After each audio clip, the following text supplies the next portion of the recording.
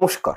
অনেকেই জানতে চেয়েছেন যে শনিবার দিন যারা শিব ব্রত বা উপবাস করবেন তারা কিভাবে করবেন, বা পারণ প্রক্রিয়া অর্থাৎ উপবাস ভঙ্গ করার যে নিয়মটি সেটিও কিন্তু জানতে চেয়েছেন। এবং উপবাস ভঙ্গের দিন কি খাবেন কি খাবেন না, কখন উপবাস ভঙ্গ করবেন, বা যারা শনিবার দিন ব্রত বা উপবাস রাখবেন তারা কবে পারণ প্রক্রিয়া করবেন, বা প্রেগনেন্ট মহিলারা কি শিবরাত্রি ব্রত উপবাস রাখতে পারেন, বা কারোর হয়তো গৃহে অসহ্য চলছে, জ্ঞাতি গোষ্ঠীর মধ্যে কেউ মারা গেছেন, তাহলে সেই ক্ষেত্রে তারা কি শিবরাত্রি ব্রত পালন করতে পারবেন, বা তাদের কি পুজোটা করা উচিত? এইরূপ নানান রকম প্রশ্ন আমার কাছে এসছে, এবং সেইগুলোর উত্তর কিন্তু আজকের এই অনুষ্ঠানটিতে আপনাদেরকে আমি দিব। অনুরোধ করব যে ভিডিওটি সম্পূর্ণ দেখুন, খুবই নলেজেবল আপনাদের জন্য কিন্তু হতে চলেছে। যাই হোক, প্রথমে আলোচনা করব যে কারা শিবরাত্রি ব্রত বা পুজো করতে পারবেন না সে সম্পর্কে। আচ্ছা দেখুন, যারা প্রেগনেন্ট মহিলা রয়েছেন, গর্ভবতী মেয়েরা রয়েছেন, তারা কিন্তু শিবরাত্রি ব্রত বা উপবাস করতে পারেন না, শাস্ত্রের নিষিদ্ধ রয়েছে।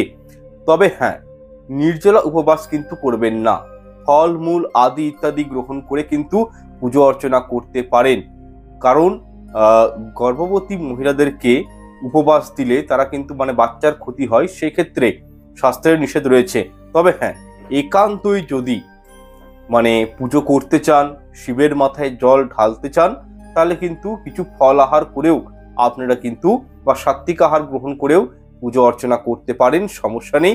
তবে হ্যাঁ, পুরোপুরি নির্জলা উপবাস দেওয়ার কোনো প্রয়োজন নেই। এছাড়াও একটা বিষয় হচ্ছে কি, ধরুন যারা গুরুতর অসুস্থ রয়েছেন দীর্ঘদিন ধরে, তারাও কিন্তু শিবরাত্রি ব্রত বা উপবাস রাখবেন না, শাস্ত্রের নিষেধ রয়েছে। এছাড়াও যাদের জ্ঞাতি গোষ্ঠীর মধ্যে কেউ ধরুন মারা গেছেন, ঘরে হয়তো কাল অসুখ চলছে, তারাও কিন্তু শিবরাত্রি ব্রত পালন করতে পারবেন না, শাস্ত্র মতে নিষিদ্ধ রয়েছে। এছাড়াও যাদের বয়স 10 বছরের নিচে, তাদেরকেও কিন্তু সারা রাত জাগরণ করে 4 প্রহর ব্যাপী পূর্ণাঙ্গ শিবরাত্রি ব্রত পালন করতে বারণ করা হয়। এই ক্ষেত্রে প্রথম প্রহরে পুজো সম্পন্ন করে নেওয়াটাই তাদের ক্ষেত্রে কিন্তু উচিত। যাদের কিন্তু 10 বছরের নিচে যাদের বয়স, তারা কি করবেন, প্রথম প্রহরেই পুজো অর্চনা কিন্তু কমপ্লিট করে নেবেন, সম্পন্ন করে নেবেন।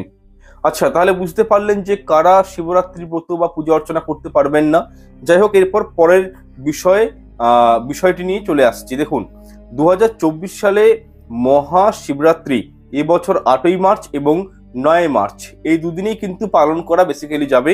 তবে সব থেকে ভালো হয় শুক্রবার দিন, যদি আপনারা শিবরাত্রির ব্রতটি পালন করে থাকেন।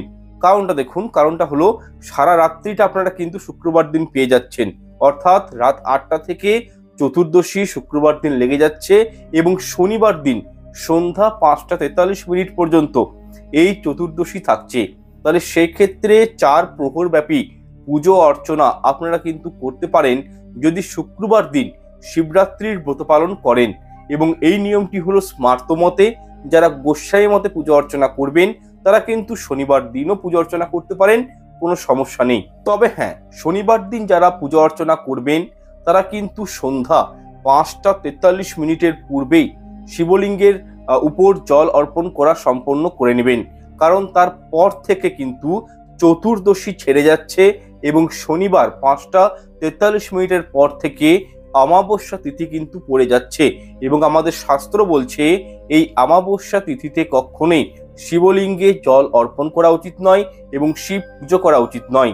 যাই হোক, যারা 8ই মার্চ শুক্রবার দিন শিবরাত্রি ব্রত পালন করবেন তারা কিন্তু তার পরের দিন অর্থাৎ 9 মার্চ শনিবার দিন অবশ্যই উপবাস ভঙ্গের নিয়মটি বা পারণ প্রক্রিয়া সমাপন করার একান্তই প্রয়োজন, সম্পন্ন করতেই হবে।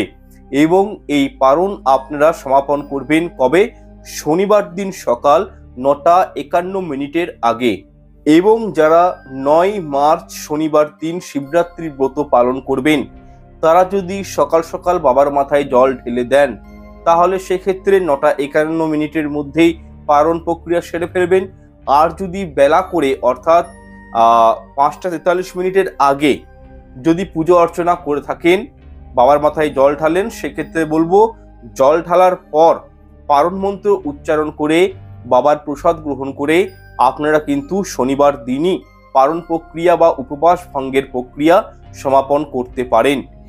আর একবার পারণ প্রক্রিয়া সমাপন হয়ে গেলে জেনে রাখুন পঞ্চ রবিশস্য জাতীয় যে কোনো খাবার কিন্তু গ্রহণ করতে পারবেন, তাতে কোনো অসুবিধা নেই। কিন্তু হ্যাঁ, কোনো প্রকারের আমিষ জাতীয় খাবার কিন্তু আপনারা এই দিনও অর্থাৎ শুক্রবার এবং শনিবার দিন গ্রহণ করতে পারবেন না, এই বিষয়টি মাথায় রাখবেন। যারা প্রশ্ন করেছেন যে পারণ হয়ে যাওয়ার পর কি আমিষ আহার গ্রহণ করতে পারবো, তাদের ক্ষেত্রে বলবো কখনোই না। পারণ হয়ে যাওয়ার পর আপনারা পঞ্চ রবিশস্য গ্রহণ করতে পারেন ঠিকই, কিন্তু আমিষ আহার গ্রহণ করতে পারেন না, বিষয়টা বারবার বলছি, মাথায় রাখবেন। যাই হোক, যারা স্মার্ত মতে শুক্রবার দিন পুজো অর্চনা করতে চাইছেন, শিবলিঙ্গে জল ঢালতে চাইছেন, তারা কিন্তু প্রথম প্রহরের পুজোটা সম্পূর্ণ করার চেষ্টা করবেন শুক্রবার সন্ধ্যা 6টা 25 থেকে 9টা 28 মধ্যে। তবে এখানে একটা বিষয় হলো, যেহেতু চতুর্দশী লাগছে কখন, শুক্রবার রাত 8টা থেকে, সেহেতু চতুর্দশী লাগার পর আপনারা শিবলিঙ্গে জল অর্পণ যদি করেন, তাহলে এটিকে সব থেকে বলতে পারি উত্তম সময় বলে গণ্য করা হয়েছে, রাত 8টার পর 8ই মার্চ শুক্রবার এই দিনটিকে। এছাড়াও যারা 4 প্রহর ব্যাপী শিবরাত্রি পুজো অর্চনা করবেন না, যারা দুধ, দই, ঘি, মধু, জল এগুলো একটি, তারা কি করবেন, এই উপাদানগুলো দুধ, দই, ঘি যেগুলো বললাম, মধু, তারপর জল, এই তামার পাত্রে প্রত্যেকটা জিনিসকে একত্রিত করে মিশিয়ে শিবলিঙ্গে প্রথম প্রহরেও এইগুলি দিয়ে অর্ঘ্য নিবেদন করতে পারেন বা এগুলির মাধ্যমে পুজো সমাপন করতে পারেন। যারা 4 প্রহর ব্যাপী পুজো অর্চনা করবেন না, বা যেটা হচ্ছে পঞ্চামৃত দিয়েও কিন্তু শিবলিঙ্গের অভিষেক করতে পারেন, কোনো অসুবিধা নেই।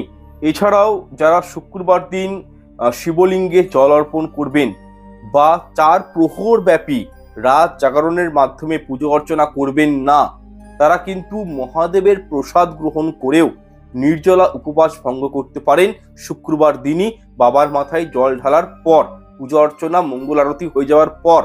এছাড়াও স্মার্ত মতে বলা হয়েছে শিবলিঙ্গে জল অর্পণ করার পর স্নান করা উচিত। একান্তই স্নান করতে না পারলে নিজেদের গায়ে কিন্তু অল্প করে গঙ্গা জল ছিটিয়ে নেবেন, মাথায় রাখবেন বিষয়টি। এবং শিবলিঙ্গের জল অর্পণ করার পর শিবজির পুজো আরাধনা হয়ে যাওয়ার পর আপনারা মহাদেবের উদ্দেশ্যে অবশ্যই একটি ঘিয়ের প্রদীপ প্রজ্বলিত করবেন এবং ফুল, অর্ঘ্য, নৈবেদ্য বা কোনো প্রকারের সবজি অর্পণ করে সেটি কিন্তু মহাদেবকে দেওয়ার পর, পরে তা পুজো হয়ে যাওয়ার পর নিজেরা গ্রহণ করে পারণ প্রক্রিয়া অর্থাৎ উপবাস ভঙ্গের প্রক্রিয়াটি সমাপন করতে পারেন। তবে পারণ যখন করবেন, একটি বিশেষ মন্ত্র রয়েছে যেটাকে বলা হয় পারণ মন্ত্র, সেটা কিন্তু অবশ্যই বলবো উচ্চারণ করতে হয়, তবেই কিন্তু পারণ প্রক্রিয়া সমাপন হয় বা উপবাস ভঙ্গ হয়। আমি এই মন্ত্রটি ভিডিও স্ক্রিনে দিচ্ছি, ভিডিওটি স্পজ করে দেখে নিতে পারেন। যাই হোক, পারণ মন্ত্রটি হলো ওম সংসার ক্লেশ দগ্ধস্য ব্রতেনানেন শঙ্কর প্রসীদ সম্মুখ নাথ জ্ঞান দৃষ্টি প্রদো ভব। আগে হ্যাঁ বন্ধুরা, এই মন্ত্রটি 3 বার উচ্চারণ করে অবশ্যই শিবরাত্রির যেটি ব্রত কথা সেটি এক হয় পাঠ করবেন অথবা শ্রবণ করা উচিত। কারণ শাস্ত্র বলছে যারা শিবরাত্রির ব্রত করেন তাদেরকে কিন্তু অবশ্যই শিবরাত্রির ব্রত কথাটি শ্রবণ করতে হয়, তবেই কিন্তু ব্রত বা উপবাস সম্পূর্ণ করা হয়। এবং পরের দিন অর্থাৎ শনিবার দিন আপনারা কিন্তু কোনো দুস্থ, হতদরিদ্র, গরিব মানুষকে, কোনো পশু পাখিকে খাবার বা অন্নদান করে নিজেরা কিন্তু অন্ন গ্রহণ করতে সক্ষম হবেন, বিষয়টি একটু মাথায় রাখবেন। যাই হোক, প্রত্যেকটা বিষয়ে আমি আপনাদেরকে নিজের মতন করে সহজভাবে বোঝানোর চেষ্টা করেছি। যদি কোথাও বুঝতে না পারেন, অসুবিধা হয়, কোনো প্রশ্ন মতামত থাকলে অবশ্যই কমেন্ট সেকশনে করে ফেলবেন, উত্তর দেওয়ার চেষ্টা করব। এবং আজকের এই অনুষ্ঠানটি ভালো লেগে থাকলে লাইক, শেয়ার, কমেন্ট করতে ভুলবেন না। এবং অনুরোধ করব চ্যানেলটি আমার সাবস্ক্রাইব করে পাশে থাকা বেল আইকনটি অন করে রাখুন। ঈশ্বর প্রত্যেকের মঙ্গল করুক। হরে কৃষ্ণ।